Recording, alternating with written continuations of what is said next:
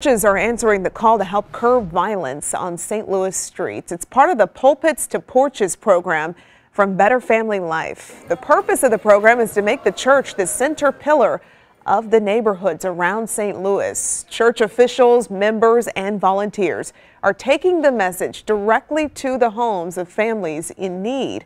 Today, those involved announced a focus on the neighborhoods within the St. Louis Police Chief John Hayden's crime rectangle.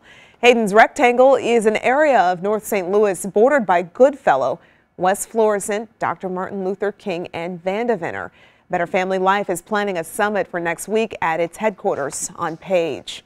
Tonight, a young woman is sharing her invisible disability, a term some might not be familiar with. It simply refers to a person living with a disability that might not be easy to spot.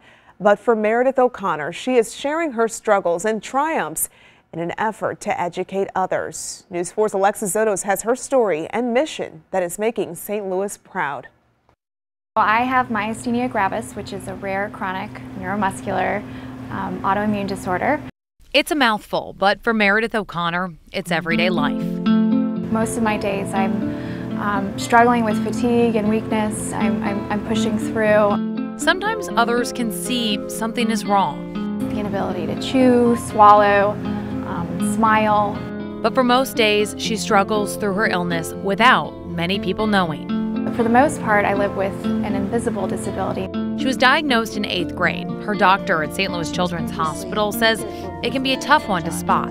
Often this diagnosis is missed because people think, well, maybe my child is just tired, or my child's a teenager, she's not getting as much sleep as she used to.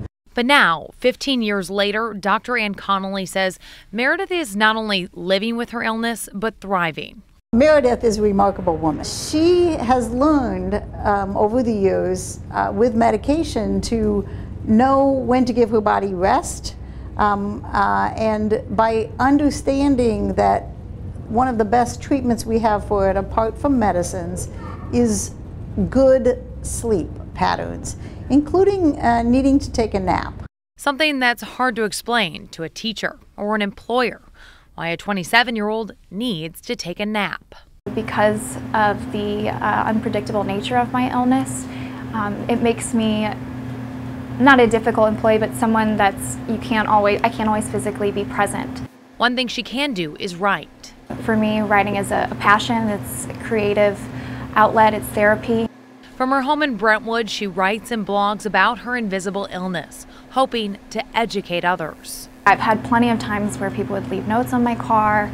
I've had people scold me outside of their cars because if you look at me, you wouldn't know that I have a disability or that, I'm suffering on the inside. She also hopes to provide a platform for those also living with an invisible illness. One person said, you've given me hope to hold on to another day. While her medicine helps with the symptoms of her disease. So this particular medication, this is the medication I take every 3 hours to stimulate my muscles in order for me to just live an everyday, normal life. It's her support system that really gets her through the hard days. Meredith is the strongest person I know. No matter what challenges she may face, she will never give up. I'm so proud of Meredith and all she's accomplished. She truly inspires everyone, and I'm lucky to call her my best friend. My sister, Meredith, is the kindest, most resilient person that I know. Family and friends who inspire her to follow her dreams and live a life not everyone expects. I will go out with my friends. I will spend time with my family and loved ones. She is defiant in her disease while also respecting it. She is also defiant in people's opinions while also hoping to change them. Stop caring what other people think, Mayor. And I have, somewhat. But if I stop caring about the way others perceive invisible disabilities, then everything I have overcome and everything I have accomplished in spite of my disability is worth nothing. In Brentwood, Alexis Zotos, News 4.